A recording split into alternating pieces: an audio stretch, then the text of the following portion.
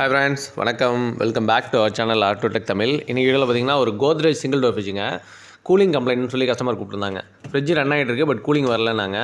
நல்லா cooling வந்துருந்த fridge தான். ஒரு 2 டேஸ் முன்னாடி பவர் கட் ஆச்சு. ஒரு 3 ஹவர்ஸ் பவர் வரல, லோ வோல்டேஜ் வந்துச்சு. அதுக்கப்புறம் பார்த்தீங்கன்னா கூலிங்கே இல்லை அப்படின்னு சொல்லி கஸ்டமர் கூப்பிட்டுருந்தாங்க. ஸோ கஸ்டமர் பிளேஸில் போய் பார்த்தப்போ பார்த்தீங்கன்னா ஃப்ரிட்ஜ் கம்ப்ரஸர்லாம் ரன் ஆகிட்டு தான் இருந்தது. கேஸ் சர்க்குலேஷன் இருந்த மாதிரி சவுண்டெல்லாம் கேட்டுச்சு. ஃப்ரீசரில் கேட்கும், உங்களுக்கு பார்த்தீங்கன்னாவே தெரியும். பட் கூலிங் இல்லை, ஃபுல்லாகவே ஸ்வெட் ஆகிட்டு இருந்தது. சுத்தமாக கூலிங்கே இல்லை. கம்ப்ரஸர் ஆம்ஸும் பார்த்தீங்கன்னா 0.4 எடுக்குது. கம்ப்ரஸர் நல்லா ஓடிட்டுருக்கு, லைட் ஹீட் இருக்குது. அண்ட் டிஸ்சார்ஜ் லைன் பார்த்தீங்கன்னா சுத்தமாக ஹீட் இல்லைங்க. எப்போவும் ஆகிற ஹீட் இல்லை டிஸ்சார்ஜ் லைனில். ஸோ கேஸ் லீக் இருக்குமான்னு ஒரு தடவை செக் பண்ணி பார்த்தலான்னு சொல்லிட்டு எல்லா பக்கமும் ட்ரேஸ் பண்ணி பார்த்தேன். கஸ்டமர்கிட்ட கேட்டும் பார்த்தேன், ஃப்ரீசர் ஏதாவது டேமேஜ் பண்ணிங்களான்ட்டு. கஸ்டமர் ஒன்றுமே பண்ணல, ரன் ஆகிட்டு இருந்தது தான். ஜஸ்ட் இந்த மாதிரி பவர் கட்டுக்கு அப்புறம் சுத்தமாக கூலிங் வரல. நாங்கள் இந்த மாதிரி இந்த பேக் சைடு அலுமினியம் பைப் இருக்குது பார்த்தீங்களா, ஃப்ரீசர்லேருந்து ரிட்டன் வர சக்ஷன் பைப்பு. ஸோ அந்த இடத்துல நிறைய லீக் பார்த்துருக்கேன் நான். அதனால் அதையும் ஆயில் ட்ரேஸ் எல்லாமே செக் பண்ணி பார்த்தேன். எந்த இடத்துலையுமே லீக் இருக்க மாதிரி தெரியல. ஸோ நம்ம கேப்லரியை கட் பண்ணி பார்த்துடலாம், கேஸ் இருக்கா இல்லையான்னு செக் பண்ணிக்கலாம்னு சொல்லிட்டு கேப்லரி கட் பண்ணியிருக்காங்க. ஸோ கேஸ் பார்த்திங்கன்னா மைல்டாக இருக்குது.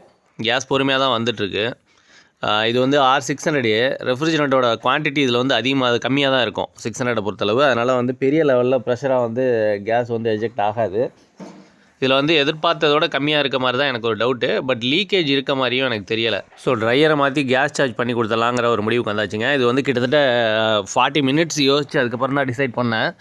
ஸோ இதில் லீக் இருந்துச்சுன்னா நம்ம பண்ணுற சார்ஜிங் சீக்கிரம் ஃபெயிலியர் ஆயிரும்.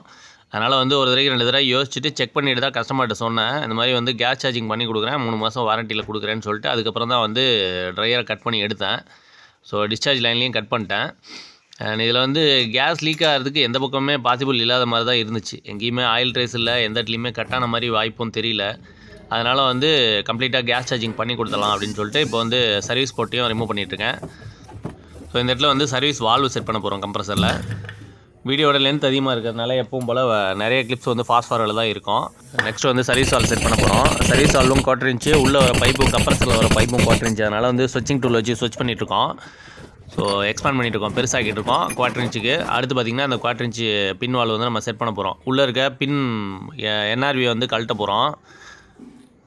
இந்த பின்னை ரிமூவ் பண்ணோம். உள்ளே ஒரு ஓரிங் இருக்கும். ஸோ அப்படியே வச்சு வெல்டு பண்ணோம் அப்படின்னா அந்த ஓரிங் மெல்ட் ஆயிரும்.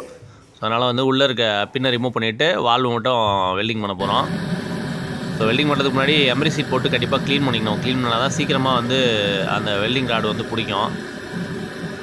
ஸோ இந்த மாதிரி கம்ப்ரஸர் பக்கத்தில் பைப் வெல்டிங் பண்ணுறப்போ ரொம்ப கவனமாக இருக்கணுங்க. பிகாஸ் கம்ப்ரஸர்லேயே வர பைப் இருக்கு இல்லையா, அது ரொம்ப ஹார்டனாக இருக்கும். ஸோ அதில் வெல்டிங் பண்ணுறது ரொம்ப கஷ்டமாக இருக்கும். அதனால் முடிஞ்ச அளவுக்கு கம்ப்ரஸர் பக்கத்தில் பைப்பை கட் பண்ணாமல் கம்ப்ரஸரை விட்டு ஒரு 1.5 இன்ச்சு தள்ளி கட் பண்ணிவிட்டு அதுக்கப்புறம் காப்பர் பைப்பை வெல்டு பண்ணுற மாதிரி வெல்டு பண்ணால் சீக்கிரமாக வெல்டிங் ஒர்க்கு முடிஞ்சிடும்.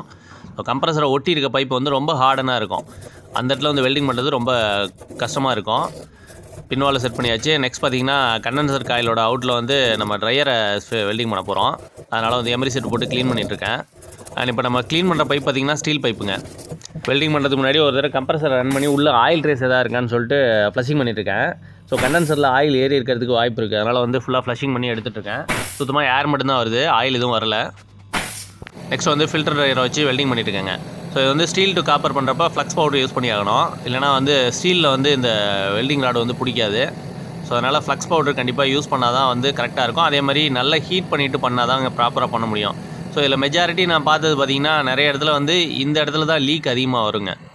So steel to copper welding பண்ணுறப்ப அப்போ பர்ஃபெக்டாக பிடிச்சிரும். அடுத்து ஒரு 6 மந்த்ஸ் கழிச்சு பார்த்திங்கன்னா லீக்கேஜ் லைட்டாக அந்த இடத்துல ஆயில் ட்ரேஸ்லாம் தெரியும்.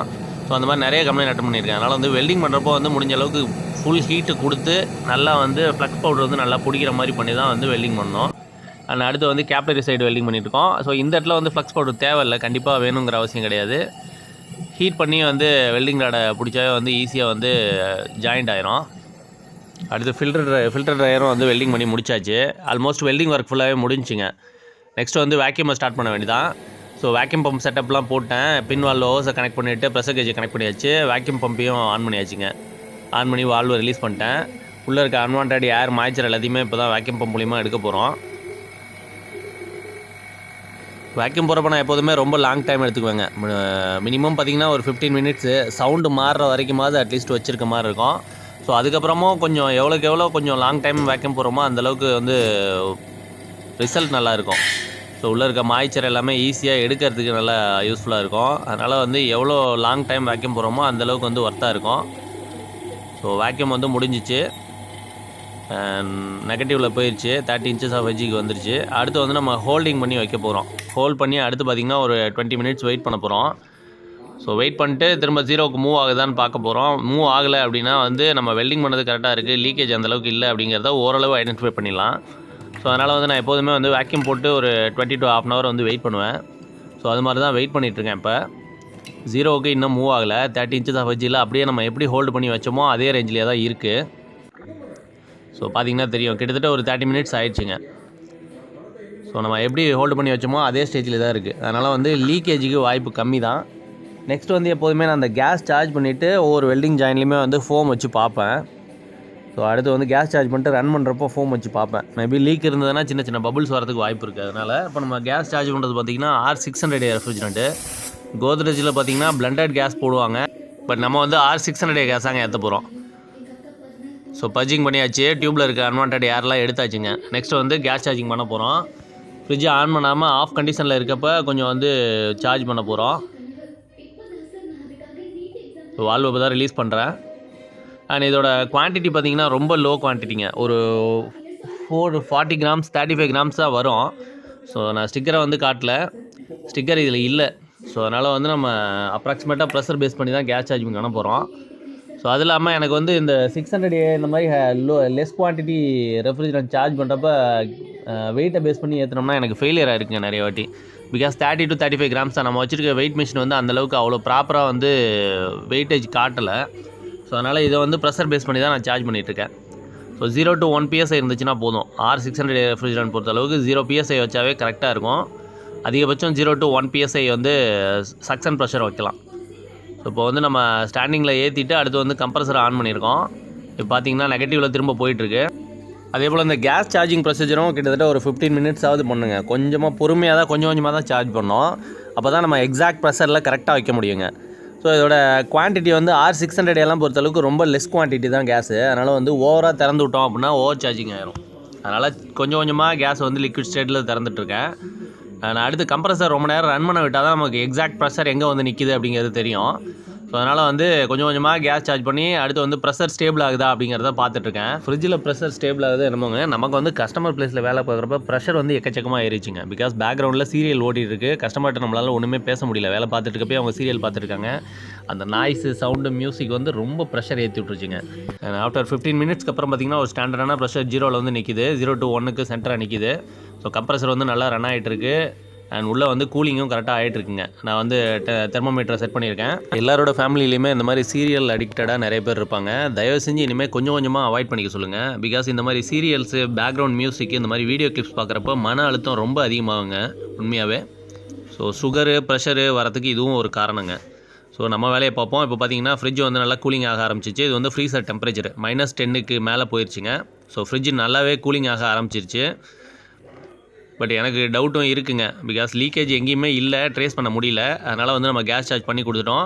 பட் லீக்கேஜ் இருந்துச்சு அப்படின்னா ரிசல்ட் தெரிஞ்சிடும். ஒரு 1 மந்த்துக்குள்ளேயே கண்டிப்பாக தெரிஞ்சிடும், கூலிங் லெஸ் ஆயிரும். ஸோ இது வந்து ஒரு ஃப்ளூக்கில் சார்ஜ் பண்ணுறதாங்க. இந்த மாதிரி ஒரு 2-3 சிஸ்டம் பண்ணியிருக்கேன். இது வரைக்கும் எனக்கு ஃபெயிலியர் ஆகலை. பிகாஸ் லீக்கேஜ் இருந்துச்சுன்னா தெரிஞ்சிடும். இது அப்சர்வ் பண்ணுறதுக்கே கிட்டத்தட்ட ஒரு 3/4 மணி நேரம் பக்கம் கஸ்டமர் பிளேஸில் உட்காந்து செக் பண்ணிவிட்டு அதுக்கப்புறம் தான் நான் வேலையை ஸ்டார்ட் பண்ணேன். ஸோ ஃப்ரீசருக்கு டாப் சைட்லாம் பார்த்திங்கன்னா நல்லாவே ஃப்ராஸ்ட் ஆக ஆரம்பிச்சிச்சு, நல்ல கூலிங் கிடைக்குது. ஃப்ரிட்ஜ் நல்லாவே ஒர்க் ஆகுதுங்க. இப்போ டோர் திறந்ததுனால -9க்கு போயிடுச்சு. கீழே பாட்டம் சைடும் பார்த்துங்க நல்லாவே கூலிங் வருது. அந்த மாதிரி வீடியோ எடுத்து போகிறதுலாம் வந்து நான் பர்ஃபெக்ட்னு காட்டுறதுக்காக இல்லைங்க. ஜஸ்ட் வந்து நான் பண்ணுற வேலையை வந்து வீடியோவாக ஷூட் பண்ணி போடுறேன். இது வந்து நிறைய பேர் கற்றுக்குறாங்க. இதில் வந்து தவறு இருந்தாலும் கண்டிப்பாக வந்து கமெண்ட் பாக்ஸில் கமெண்ட் பண்ணுங்கள். நான் கண்டிப்பாக ரிப்ளை பண்ணுறேன். அதே மாதிரி கமெண்ட் டெலீட் பண்ணாமல் அப்படியே வச்சுருக்கேன். ஸோ வரவங்க பார்த்து தெரிஞ்சுக்குவாங்க.